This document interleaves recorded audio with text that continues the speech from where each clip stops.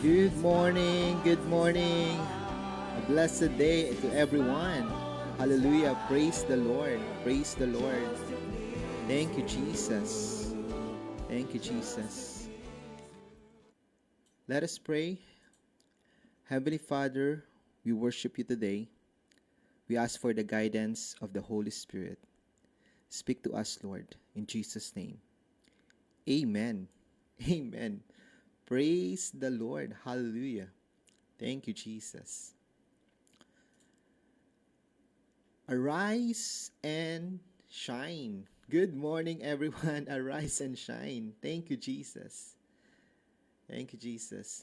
Isaiah 60, verse 1, it says, Arise, shine, for your light has come, and the glory of the Lord is risen upon me. Praise the Lord. Thank you, Jesus, for your word. You were not saved to sit, you were called to rise. Alright? So tayo mga Kristiyano, tayo ay naligtas hindi para lang umupo, no? So, we should be an army of God in this world. Thank you, Jesus. Hallelujah. Too many people are spiritually awake but remain sitting in fear, shame, or passivity.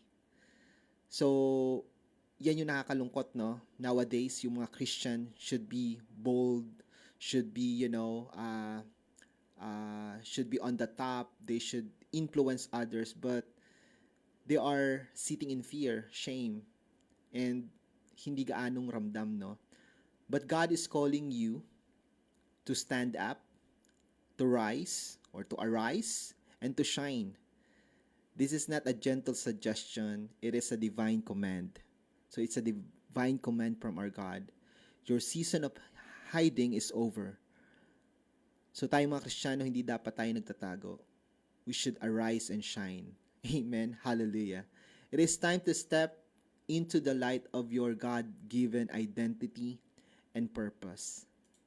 So dapat tayo mga Kristiyano, hindi dapat tayo nahihiya. We should show the light of God in us in this world. Because this world is full of darkness. And then in this world needs the light of God. So we need to shine, we need to arise, we need to shine.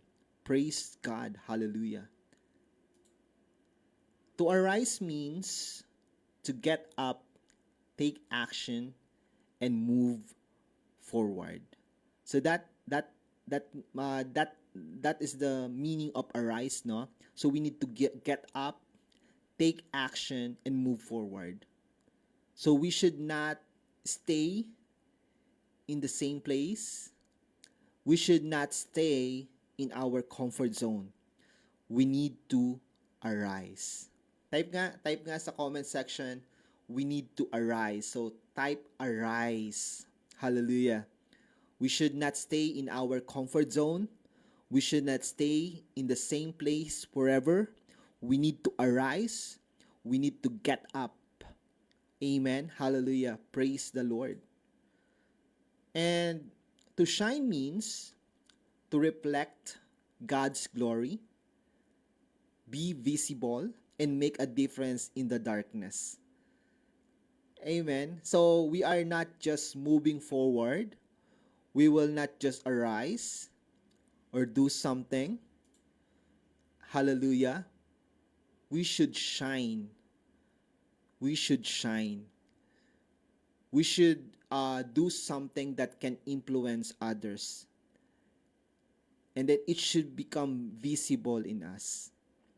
The glory, the light of God. Praise the Lord.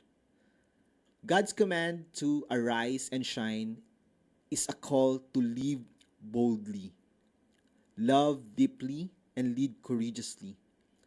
Not because of your strength, but because His light has come. So we will do this not because of our own strength. We will arise and shine because God gave us the light. God gave us the boldness to arise and shine. Praise the Lord. Isaiah 60 was written to people who had been a season of darkness and defeat. Yet, God told them, arise and shine. Not because their situation had changed, but because His presence had come upon them. So hindi lamang po porke tayo ay hindi na sa magandang sitwasyon, mananatili na tayo na sa ganung sitwasyon ng hindi sa ganung sitwasyon na para sabihin natin na hindi, this is not the right time to arise because I'm not in a good condition. I'm not in a good situation. But this Isaiah 60 is written to people who had been in season of darkness and defeat. But even though they are on that season of darkness and defeat, God commanded them to arise and shine. Hallelujah. Praise the Lord. Praise the Lord. So the same is true for us today. You may not feel qualified, you may feel broken or tired, but God's glory in you changes everything. So mga kapatid, maybe we are not in the good situation right now. Maybe we are in darkness. Maybe we are tired. Maybe we are not well. But this is a command from our God that we need to arise and shine. Arise and shine. Praise the Lord. So when the light of Christ is in you, darkness loses its hold. Fear loses its voice. You begin to walk in purpose and influence others. This should be the Christian, you know. Dapat ang Kristiyano, hindi siya yung naiimpluwensyahan. Amen? Hindi dapat tayo yung nakikisama. Diba? Dapat tayo mga Kristiyano, tayo yung nag-i-influence sa iba how to live rightfully in this world. How to walk in righteousness. How to live according to the will of God, according to the Bible, according to the Word of God. We should be influencing others. I'm not ashamed of the gospel. Tama? Hindi dapat natin kinakahiya ang mabuting balita ng kaligtasan. Because we are already in light. We are already in the kingdom of light. So praise the Lord. There's something in us that we need to share to others. We should influence others. We should arise and shine. Praise the Lord. Hallelujah. So how can you arise and shine today? Stand up in faith. Stop waiting perfect conditions. Obey God now. The world needs us. The world needs us. Okay? So let your life reflect Christ. Be kind, speak truth, serve well, and show love. Hindi dapat tayo yung nakikisama pa sa magulong mundo, no? We should shine. We should influence the world. Step out of hiding. Minsan ayaw natin mag-show up, no? Nahihiya tayo. Use your gifts, your story, your voice for God's glory. We all have our own story. We all have our own testimony of God's faithfulness and goodness in our life. Let us get up. Let's arise and shine. Shine even in darkness places. Don't run from hard situation. Bring the light of hope into them. Diba? Even though hindi magandang pangyayari, let's arise and shine. Let's influence. Be an inspiration.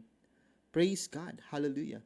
So today, stop living below the level of your calling. If you're listening right now, God is calling you to arise and shine. This is your moment. This is your time to arise and shine. God is not waiting for you to feel ready.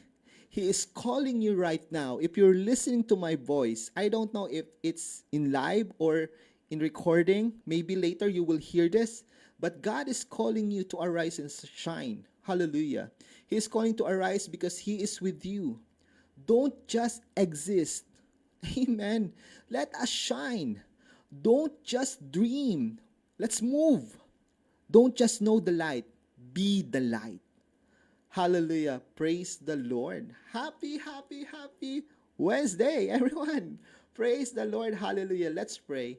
Thank you, Jesus. Thank you, Lord. Father, we thank you. Help us to arise and shine. Let us have the courage, the boldness to influence this world. Let us be the light of this world. Let your glory shine upon us, Lord. In the mighty name of Jesus. Amen. Hallelujah. Hallelujah. Thank you, Jesus. Praise God. Happy Monday. Happy Monday. Happy Wednesday. And good morning. God bless.